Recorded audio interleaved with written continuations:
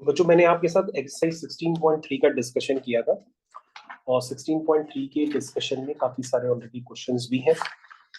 अच्छा बच्चों, जो एक्सरसाइज 16.4 है वो और ही ज्यादा आसान है क्योंकि उसमें वॉल्यूम वगैरह ही सब यूज होते हैं। तो वॉल्यूम वगैरह आप शायद पहले से अच्छा जानते हैं। तो 16.4 में जैसे मान लीजिए आपको पहला क्वेश्चन करना है ICSE अंडरस्टैंडिंग मैथमेटिक्स क्लास 10 की 9th। चलिए बच्चों, लिखा है find the surface area in volume of a cube whose one edge is 7 centimetre. कितना इजी क्वेश्चन है। तो बच्चों बताइए क्यूब का सरफेस एरिया कितना होता है, बताइए। सरफेस एरिया ऑफ क्यूब, नहीं, सरफेस एरिया क्यूब का होता है 6a², है ना। और वॉल्यूम ऑफ क्यूब क्या होता है, वॉल्यूम ऑफ क्यूब होता है बच्चों a क्यूब। हो गया, ये तो आप पहले से भी पढ़ चुके हैं। अब बच्चों कुछ करना थोड़ी नहीं, एज लेंथ दी है 7 सेंटीमीटर तो सब आ जाएगा। तो सरफेस एरिया होगा 6 × 7 का स्क्वायर और वॉल्यूम होगा 7 का क्यूब। हो गया, ये सेंटीमीटर क्यूब लिखना, ये सेंटीमीटर स्क्वायर लिखना, कंप्लीट हो गया। दूसरा क्वेश्चन, उसमें लिखा है find the surface area and the volume of a rectangular solid. चलो भाई रेक्टेंगुलर सॉलिड बनाते हैं। चलिए भाई रेक्टेंगुलर सॉलिड बन करके तैयार है।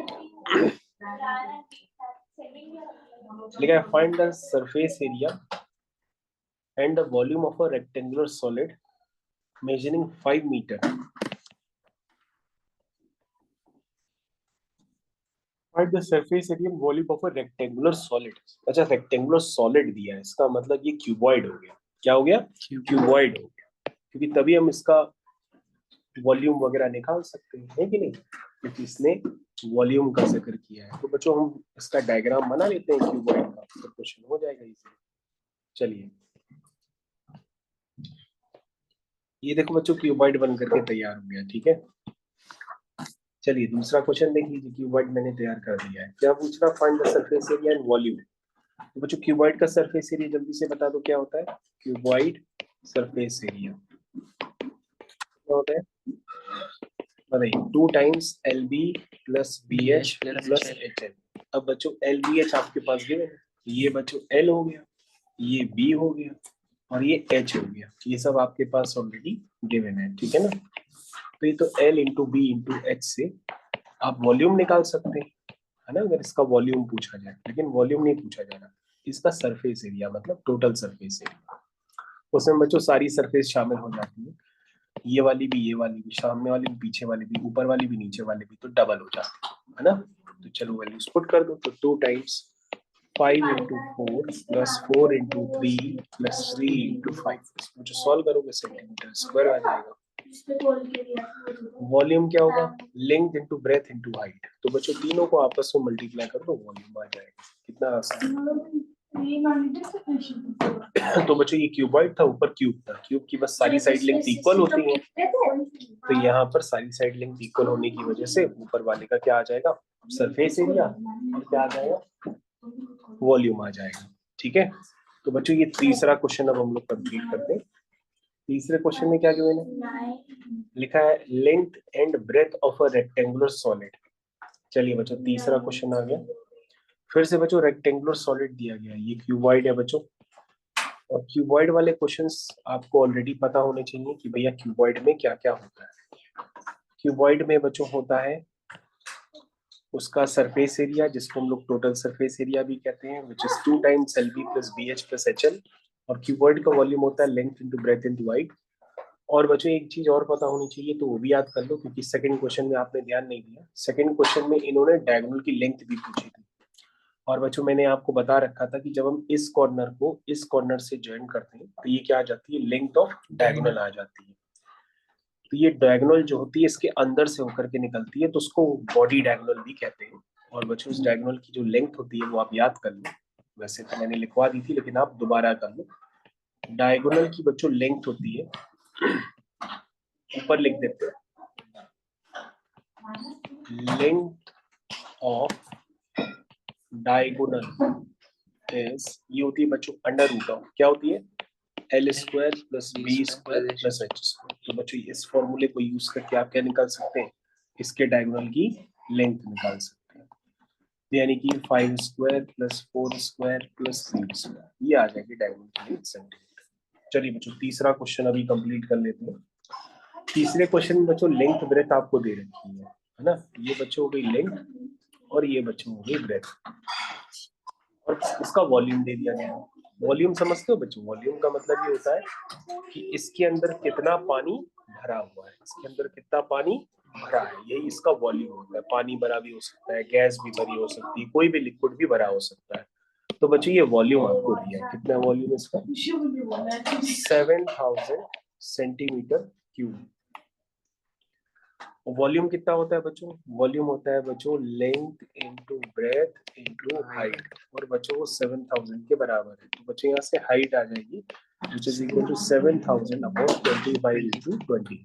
इसको बच्चों आप सॉल्व कर लो तो आपके पास हाइट आ जाएगी इसकी सेंटीमीटर में। ठीक है, तीसरा क्वेश्चन।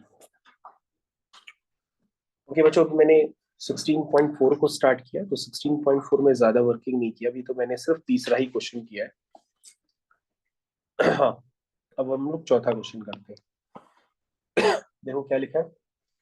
लिखा है a classroom is 10 meter long, 6 meter broad, 4 meter high. How many students can accommodate if the students needs 1.5 meter square of the floor area? ठीक है, तो आपको ध्यान देना होगा। अभी हम आपको क्या बता रहे हैं,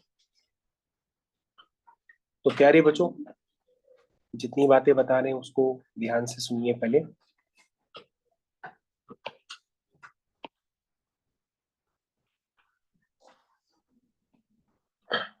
प्यारे बच्चों ये बार बार आप क्यूबॉइड बनाना सीख लीजिए, क्योंकि अगर आप नहीं बनाएंगे तो आपको तकलीफ पड़ जाएगी।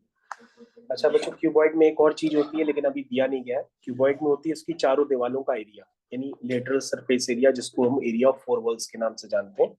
तो एरिया ऑफ फोर वॉल्स कितनी होती है? 2 times L plus B into H होती है। क्या होती है? 2 times L plus B into H होती है। तो फोर्थ क्वेश्चन में क्या दिया है?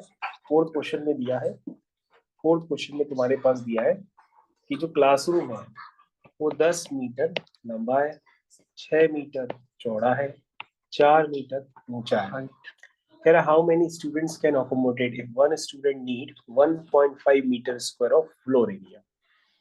कह रहा इसके अंदर कितने स्टूडेंट आ जाएंगे यदि एक स्टूडेंट को यहाँ पे खड़े होने के लिए, यहाँ पर खड़े होने के लिए कितना एरिया चाहिए? ये बच्चों एरिया है 1.5 कितना मीटर स्क्वायर, ये चाहिए ना। How many cubic metre of air will each student have. चलो ये तो बात की बात है। तो सबसे पहले बच्चों ये पूछ रहा है कि कितने स्टूडेंट्स इसके अंदर आ जाएंगे। तो तुम कहोगे सर स्टूडेंट कहाँ पे खड़े होंगे? हमने कहा बेटा स्टूडेंट यहाँ पर खड़े होंगे, यहीं पे तो खड़े होंगे, वॉल्यूम है ना, वॉल्यूम में नहीं खड़े होंगे, सरफेस यहाँ पे खड़े होंगे स्टूडेंट, ये जमीन पे। तो जब खड़े होंगे तो उनके पैर तो जमीन पे होंगे, और जब उनको खड़े होने की जगह चाहिए वो कितनी चाहिए? 1.5। तो तुम क्या कहोगे? कहोगे सर पहले तो हम समझ गए कि अगर आप नंबर ऑफ स्टूडेंट्स निकालेंगे तो उसका बड़ा आसान काम है कि जो टोटल एरिया है ग्राउंड का वो है 10 इंटू 6, 10 मीटर इंटू 6 मीटर। उसको किससे डिवाइड कर देंगे? एक स्टूडेंट के एरिया से। एक स्टूडेंट एरिया है 1.5, इसको जो पॉइंट हटाएंगे 0 पर कर देंगे। 15 हो जा 15 टू जा 30, 15 टू जा 45, 15 4 जा 60, यानी कि 40 स्टूडेंट। कितने? 40। समझ में आया? नहीं समझ? अब ये बच्चों पूछ रहा है कि क्लास के अंदर how many cubic metre of air will each student have. अब भैया इसके अंदर जो टोटल हवा होगी, जो वॉल्यूम होगी, वॉल्यूम के बराबर ही एयर ऑक्यूपाइड होगी इसके अंदर, है ना। तो वॉल्यूम के बराबर एयर ऑक्यूपाइड होगी तो वो कितनी होगी? 4 इंटू 6 इंटू 10। यही तो देखो बच्चों, ये एयर का डायग्राम देखो, मैंने बताया था तो वॉल्यूम में भरी होगी। इन इसमें एयर का वॉल्यूम कितना है? 6 4 जा 24, 240 इसमें डायमेंशंस मीटर क्यूब, ये हो गया वॉल्यूम ऑफ एयर। अब बच्चों एक स्टूडेंट को कितनी हवा चाहिए तो तुम समझ गए होंगे, ये टोटल वॉल्यूम है। जो एक स्टूडेंट्स को हवा चाहिए होगी उसको 40 से डिवाइड कर दो तो वो एक स्टूडेंट हवा ले रहा होगा, है ना। तो क्या लिखोगे? How many cubic metres of each student have air air कितनी होगी बताइए, 240/40, यानी कि 6 मीटर क्यूब या 6 क्यूबिक मीटर एक स्टूडेंट को हवा चाहिए। क्या ये बात आप समझ पाए? तो जब मैंने क्वेश्चन नंबर 4 को कंप्लीट किया